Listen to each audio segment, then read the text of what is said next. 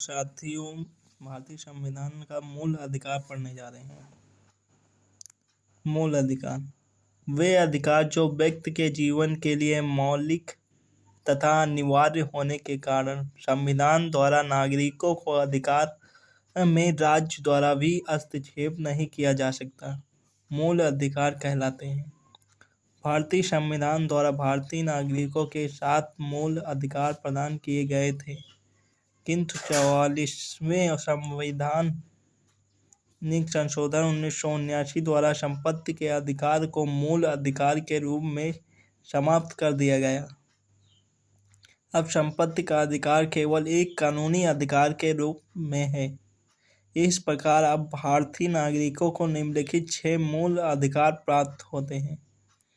Number 1, समानता का अधिकार। नंबर 2, स्वतंत्रता का अधिकार। नंबर 3, शोषण के विरुद्ध अधिकार। नंबर 4, धार्मिक स्वतंत्रता का अधिकार। नंबर 5, सांस्कृतिक तथा शिक्षा का अधिकार। नंबर 6, संवैधानिक उपचार का अधिकार। नंबर 1, समानता का अधिकार 17 से 18। नंबर 1, कानून के समक्ष समानता अनुच्छेद 14। धर्म। नंबर 2, धर्म, नस्ल, जात, लिंग या जन्म स्थान के आधार पर भेदभाव का निषेध अनुच्छेद 15। नंबर 3, राज्य के अधीन नौकरियों का समान अवसर अनुच्छेद 16। अस्पृश्यता का निषेध अनुच्छेद 17।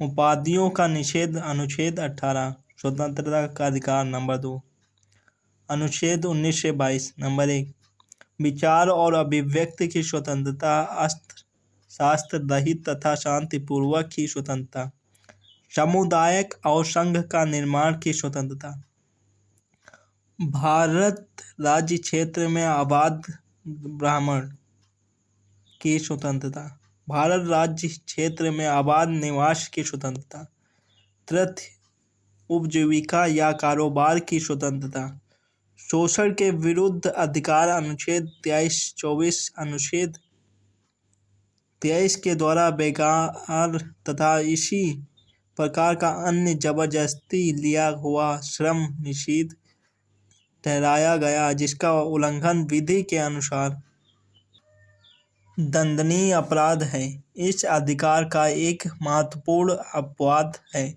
राज्य सार्वजनिक उद्देश्य में अनिवार्य श्रम की योजना लागू कर सकता है, लेकिन ऐसा करते समय राज्य नागरिकों के बीच धर्म, मूल वंश, जाति, वर्ण या सामाजिक स्तर के आधार पर कोई भेदभाव नहीं करेगा।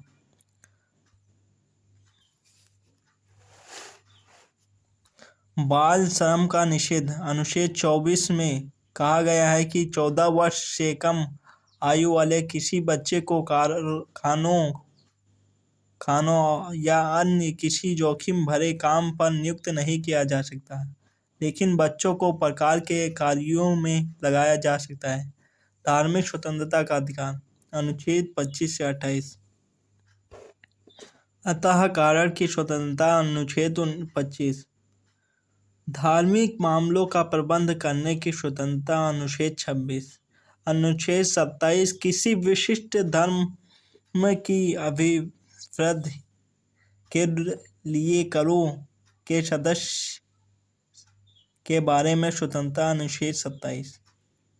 राजकीय शिक्षक संस्थाओं में धार्मिक शिक्षा निषेध अनुच्छेद 28।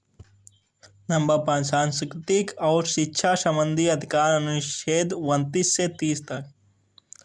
अनुच्छेद 29 के अनुसार नागरिकों के प्रत्येक वर्ग को अपनी भाषा, लिपि या संस्कृति सुरक्षित रखने का पूर्ण अधिकार प्राप्त है।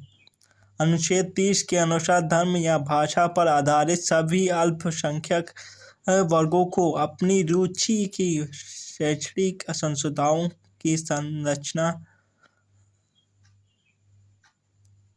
स्थापना तथा उनके प्रशासन का अधिकार होगा। नंबर 6, संवैधानिक उपचार का अधिकार। यह एक मौलिक अधिकार है जो भारत के प्रत्येक नागरिक को संविधान द्वारा मान्यता प्राप्त अन्य मौलिक अधिकारों लागू कराने के लिए सर्वोच्च न्यायालय के समक्ष याचिका दायर करने का अधिकार देता है।